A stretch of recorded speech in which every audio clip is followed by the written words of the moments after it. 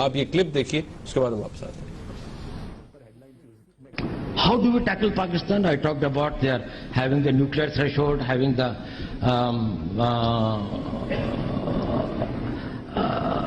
strategic weapon systems, missiles, strategic partnership with China. India is having a long border with China and Pakistan. How do we tackle with it? You know, we engage an enemy in three modes. One is a defensive mode. That is, you see all the chowkidars and chaprasis outside. That is, if somebody comes here, we'll prevent him. We will defend this. One is the defensive offense. That is, to defend ourselves, we will go to the place from where the offense is coming. And third is the offensive mode, where you go outright. Nuclear threshold is a difficulty in the offensive mode, but not in the defensive offense. While we are working today only in the defensive mode. Now, when we come into the defensive offense, then we start working on the vulnerabilities of Pakistan. It can be economic, it can be internal security, it can be political, it can be their isolation internationally, it can be this thing like that, of exposing their terrorist activities, or it can be anything. It can be defeating their policies in Afghanistan, making it difficult for them to manage internal political balance or internal security. I'm not going into those details. But when you change the engagement from the defensive mode, because in the defensive mode you throw 100 stones on me, I stop 90, still 10 hurt me, and I can never win, because either I lose or there is a stalemate. You start war at your time, you throw a stone when you want, you have a peace when you want, you have the talks when you want. We, if you are in the defensive offense, we will see where the balance of equilibrium is. Pakistan's vulnerability is many, many times higher than of India. Once they know that India has shifted its gear from the defensive mode to defensive offense, they will find that it is unaffordable for them. You can do one Mumbai, you may lose Balochistan.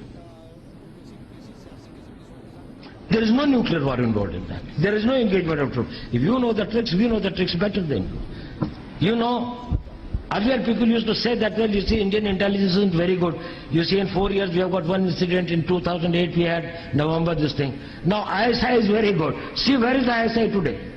Yesterday they have beheaded 23 soldiers' heads and sent it to the army chief. During that time when they are having talks with Tehreek-e-Taliban in Pakistan. They cut their heads and sent it. They kidnapped 300 army contingent with 4 colonels commanding them and took them. 40,000 persons have been killed in last 2.5 years. They are totally helpless, and these are the people whom they had recruited, whom they had trained, whom they had worked with, and they are not able to find it out. It is that difficult a war. Once you understand in this perspective, then you will know what India has done in last 25 years or 30 years in battling it. We had a long border, we have a big vulnerable population, the entire strength of a government was behind the terrorists.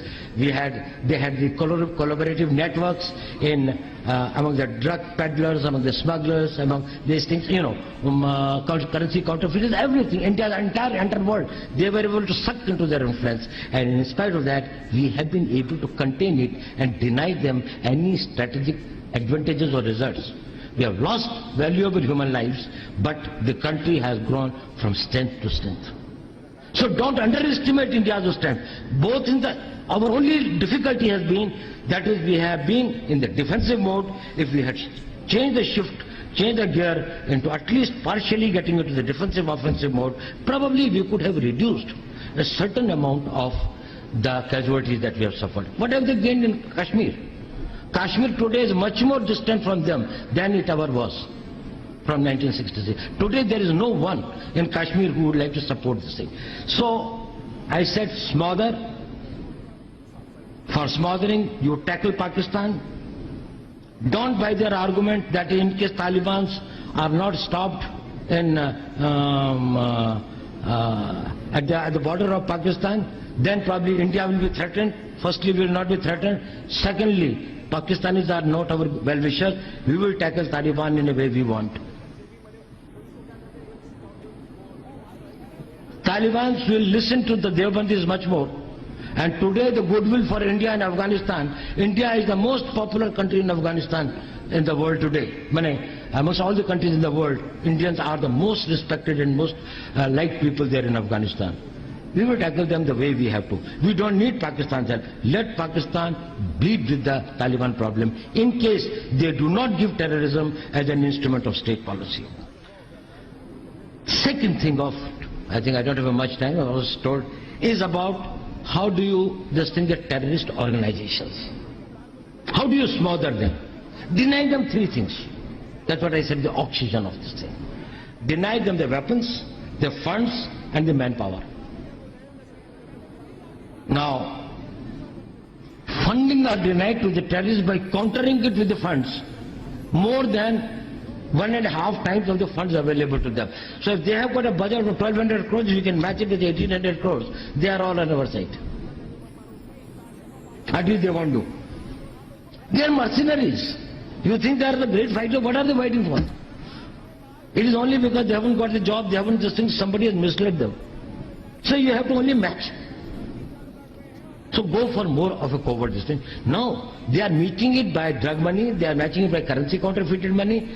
Probably we can go for this thing. India is a bigger country and a bigger economy. We will match the money by money, we will deny them the weapons, and we will deny them the recruitment. That's extremely important. So work amongst the Muslim youth. And we have to work amongst them through the Muslim organizations.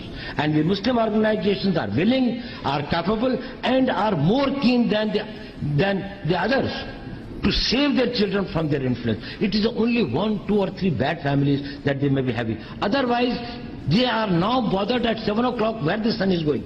Because he is not coming in the evening home. I hope that he is not going and sitting with some unwanted people who are moving around telling about Ahle Hadith and Wahhabism, or telling the people to recruiting for this, and they have got no job, they are not just things like that. Let us integrate them and isolate and marginalize other things. And the third, and I think this is the last point I will say about smothering them, is that do the paradigm shift in your response. Go for high technology. Prepare for intelligence-driven operations, because this war is what is going to